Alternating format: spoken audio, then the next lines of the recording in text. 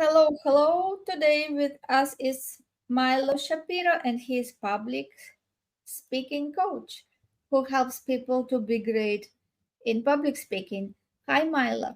Good morning. Well, it's good morning here. I don't know what time it is where you are. It doesn't matter. It doesn't matter. Good day, everyone who is listening to us, I should wherever we be listening in the middle of the night. are. Yes. So, tell us a little bit your story, Milo. What made you to do what you do? Sure. Well, it's actually kind of an interesting story, I think. I was a computer programmer, an IT guy, but during those years, I was also doing improvisation. I was taking classes and I was in troops and having a lot of fun with improv.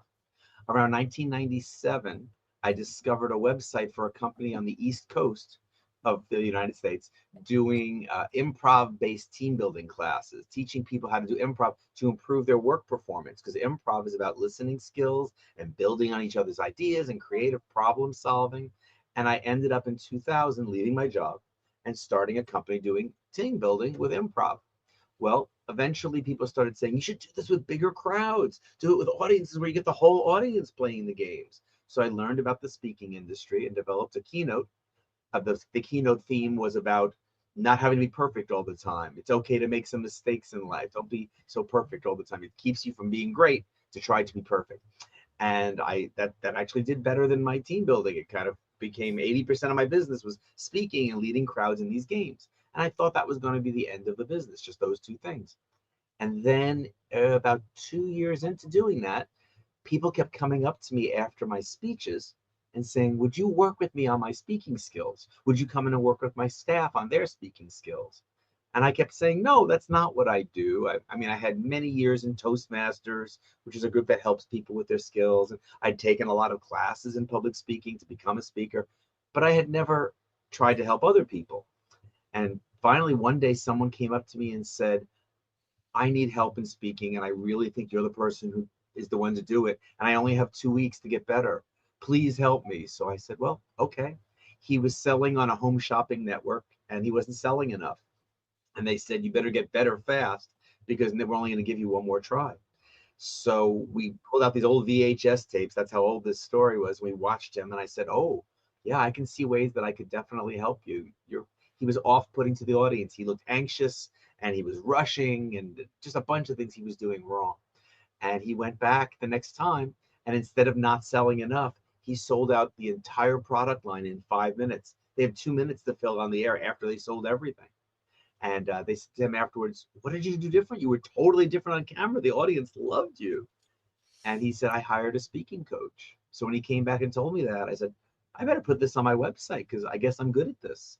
And it took off. And now I'm probably 80% coach, maybe 15% speaker, 5% team builder. They're still all on my website, miloshapiro.com. But mostly I do the public speaking coaching. And part of it is because there are so many more people who know they should improve their speaking than there are conferences that know they need me.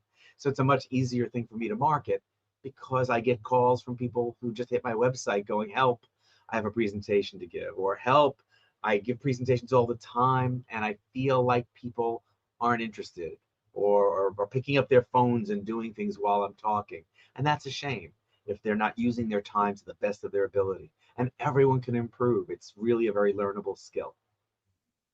Amazing, amazing. So maybe you would like to share some teachables, what people can do to improve their public speaking Sure. during One of the big presentation. ones is when people start with an agenda, that's really boring. No one in history has ever been excited to listen to an agenda. But the first things that you say give the audience the idea of this is the kind of person he is, and do I want to listen to him? Do I want to give him my time? They make kind of a decision as to whether they're going to tune you out or not.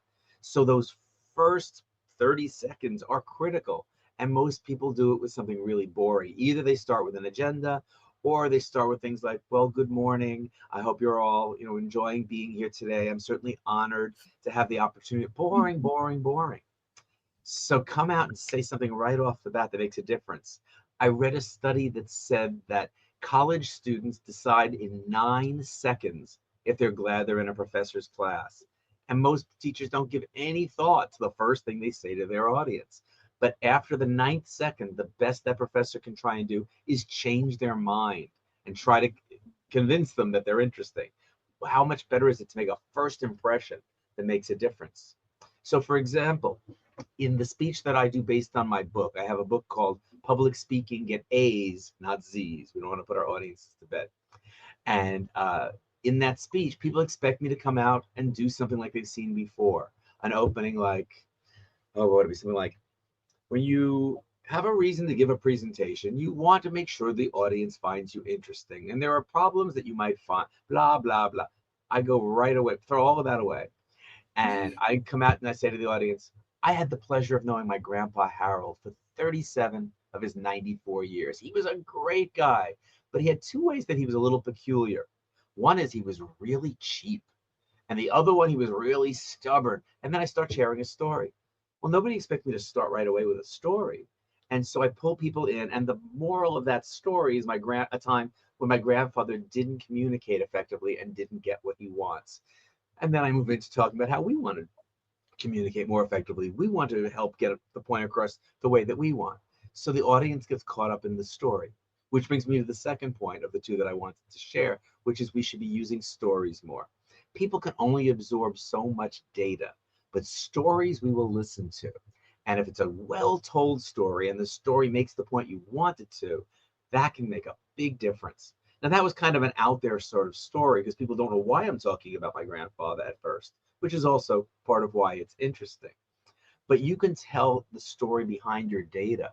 I was working with a rather boring accountant one time, and I said, the problem is it's data, data, data. What's the story behind this data? Why did this happen? Why is this number higher? What did we do 3 years ago that led to the position we're in now? What is the story that will make people go, oh, I understand why she's telling me that data and why it matters? Or maybe it's, now that we know this data, what can we do with it? And once she started doing that, she said the president of the company said, "You're doing much more better work. I'm noticing the CEO is paying attention when you're speaking," and that's why he sent her to me to try and make her better. And then she has that skill the rest of her life. That's one of the wonderful things about learning how to be a more effective speaker. It's not going to last you during the time we're together. It's going to last you the rest of your life because you know what you didn't know before. Yeah, thank you for sharing. So, what else you think can make people to create a remarkable public speech presentation? Another thing is that most people don't know how to rehearse, or worse, they don't rehearse. They look at their notes and they figure, I know this well enough, I can do it.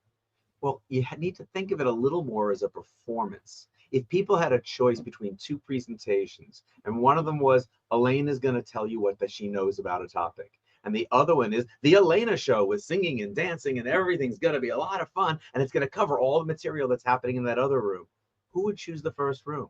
Nobody would go see that speech if there was a show about it. Now, I'm not saying you need to sing and dance. Hopefully, that would never come up. But the singing and dancing of your face and your voice and your stories and the performance, what can you do to make it more of a show? And that's almost never going to happen if you don't rehearse.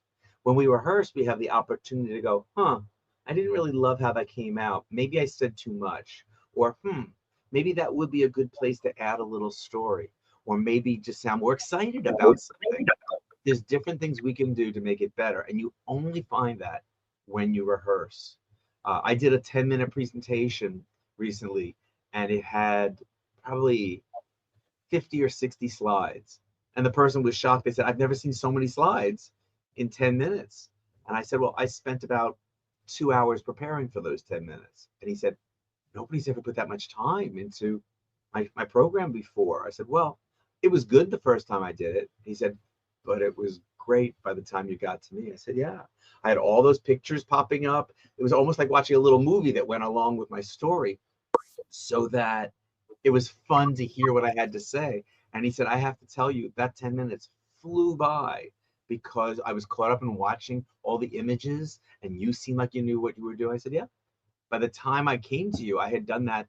I'd rehearsed it maybe 15, 20 times. And I guess he wasn't used to people giving him that much time and attention, but I have to. because I'm not just selling my product, I'm selling me. If I don't present well and I'm a public speaking coach, who would ever hire me? So every time I speak, I feel like I'm putting myself on the line. But it's not just me. Even if you're selling a back massager, if you come out there and say it'll really make you feel so much better, and lots of people, oh, you're gone. But if every time you pull, here I have one.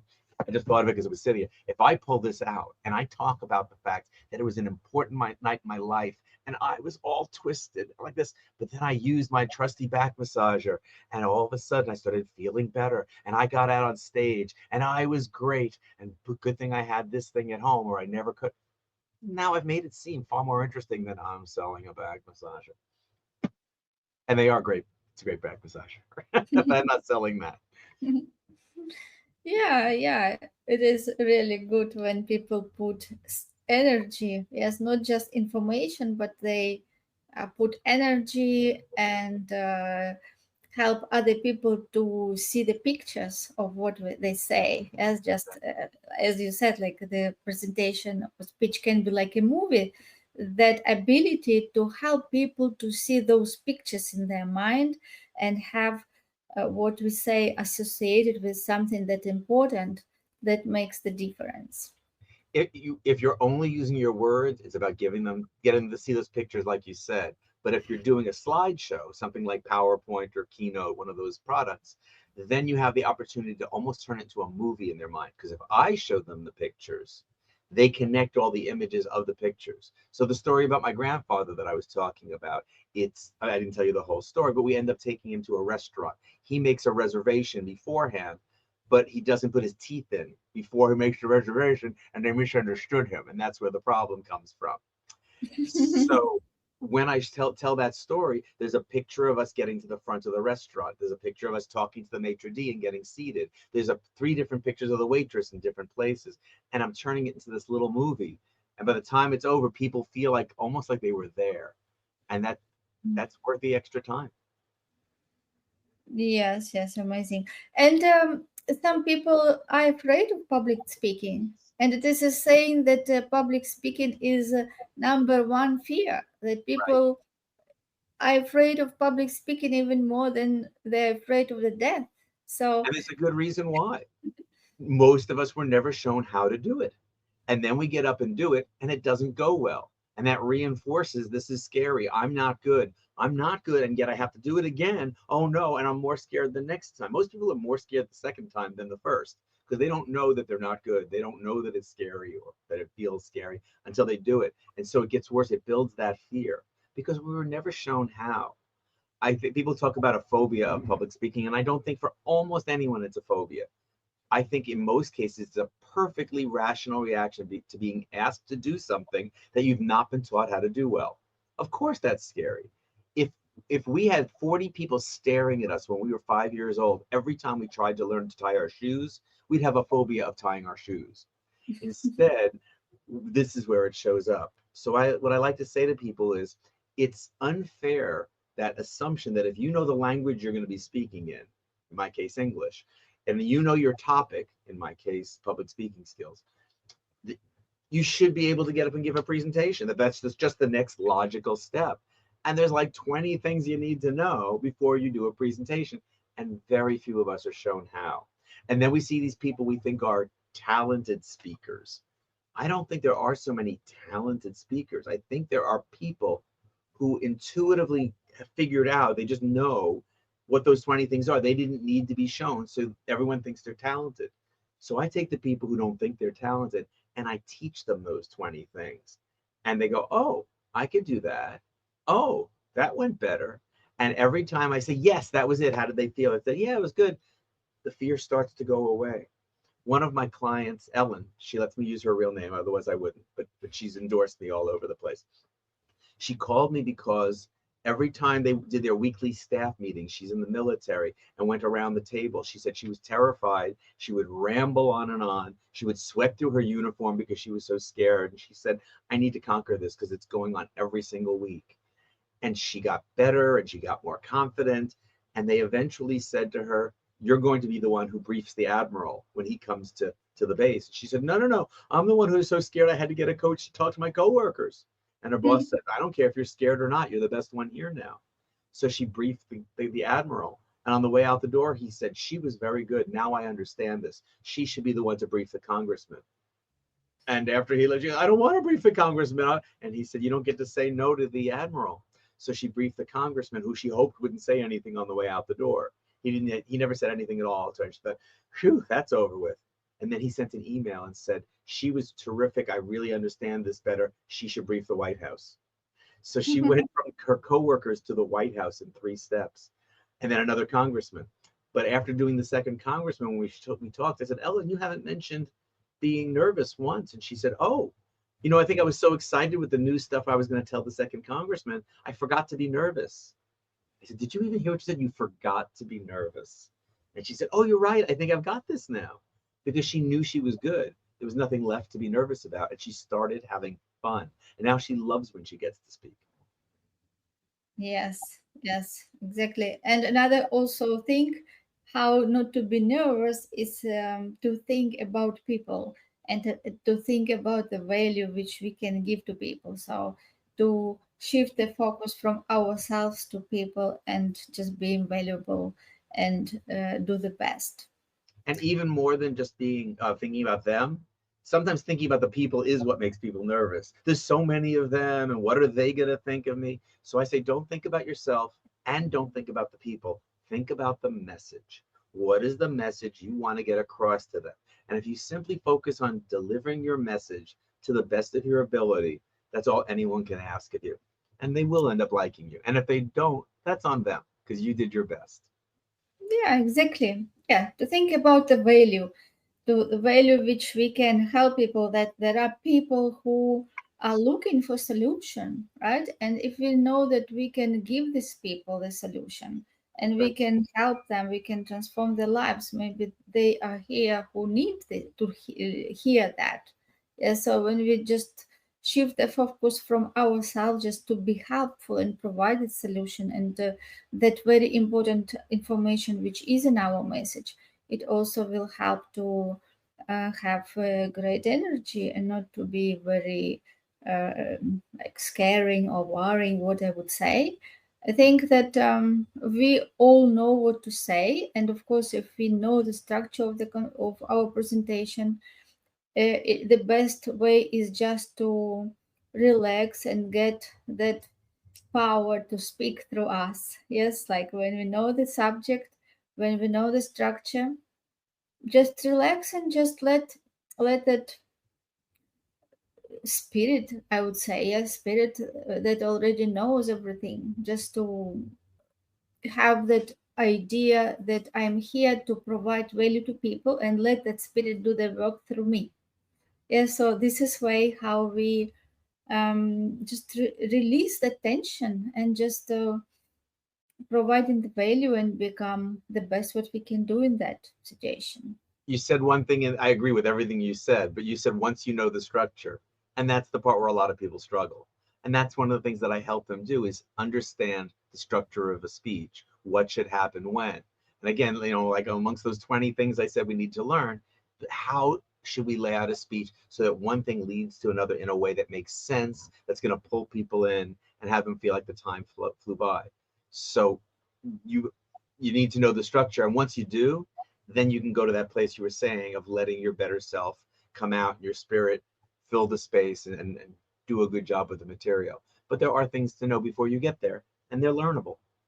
Yeah, definitely. And once you do it once, then you learn and you always can improve. Yeah, so of course it is saying that every master was one day disaster, right? So these all speakers, they all started with somewhere, right? Like Oh, started, even I remember how Tony Robbins said that the first event he just had 6 people that he hired, big event, and he invested so big money, printed materials, and only 6 people showed up, and they said so in the big hall somewhere far, auditorium, who was telling them, come here, come closer. and they And all want then to sit in the back. Yes, and he provided the best what he could do, right? And because he had that intention to do the best, even if one person show up, Yeah. but to help that person because that person was there for the reason. Yes, and when we have that attitude to shift focus from us, because he could say like, oh, just 6 people, why I would even bother to present, maybe I just tell something and then we will just wrap it up, right? But he did the best presentation as could, as it would be thousands of people, right? So this is all a lot related to our attitude. If the attitude is to really help people to be valuable person, right? To honor their time, honor that they present there. It doesn't matter even how many people. And every time when we show up with this attitude, we will get better and better. We have to look for the positive in everything that goes on. One of the things I teach people is how do you handle things when they go wrong, and that's a big go wrong when you're expecting 206 people to show up. So I would probably change my opening and say, well, I have bad news and good news. The bad news is I was hoping there'd be 200 people here, and 194 people did not get the benefit of today's program by not showing up. The good news is you six are here, and I can have a more intimate experience with you all and maybe tailor the material and maybe take more of your questions. So you six are going to get even more out of it than you would have if all 200 people had shown up. So come on down to the front and I'm going to get to know you a little bit so I know where to say things that relate specifically to your interests. Well, now I look like I'm happy that 6 people showed up. No, I'm not, but I won't let them know that. And I made it seem like there's a positive. And there is a positive. There is a good way to make a program for six even better. Because remember, I've done keynoting. I go to conferences and speak about speaking skills. And I love when there's 400 people there. That's fun for me. But when it comes to actually working with people, I work one on one because I don't believe, even if I was 10 times better than I am now, that I could ever help people in an audience as much as I can one on one. I'll give you an example. In the same day, I got a call from 2 different people from the same company. The guy, boring, bland, talked like this. He could organize the material, but it was really dull. And then I got a call from this woman in his company, and she was lively and exciting and fun to talk to. And she never made a point. She would go off on tangents and she would repeat herself. So they needed completely different things. How could I have helped them both in a training class or in an audience in this hour? Because they needed different things. So with him, I taught him how to use vocal variety. I have a topic I created called the 7 variants of vocal variety, 7 different things he could do to sound more interesting when he was talking.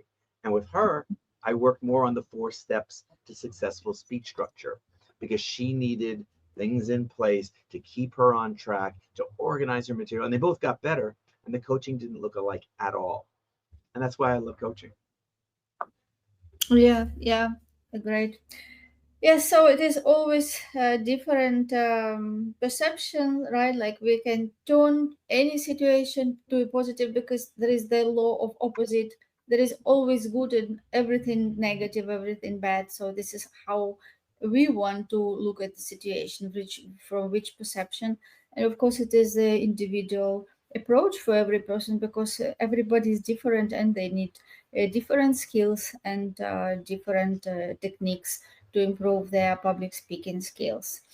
Yes, so thank you so much, Milo, for being amazing guest, and I'm looking forward for our future episodes so we can speak a Absolutely. bit more. If anyone decides that they do want to get help, you can check out miloshapiro.com. And I love working with people all over the world to make them feel more prepared and polished and powerful anytime they speak. Thank you so much. We will put all your information in the description of this video so people who resonate with you, they will know how to find you and how to connect. Well, thanks, Elena. This has been fun. You're welcome. Thank you for being amazing today.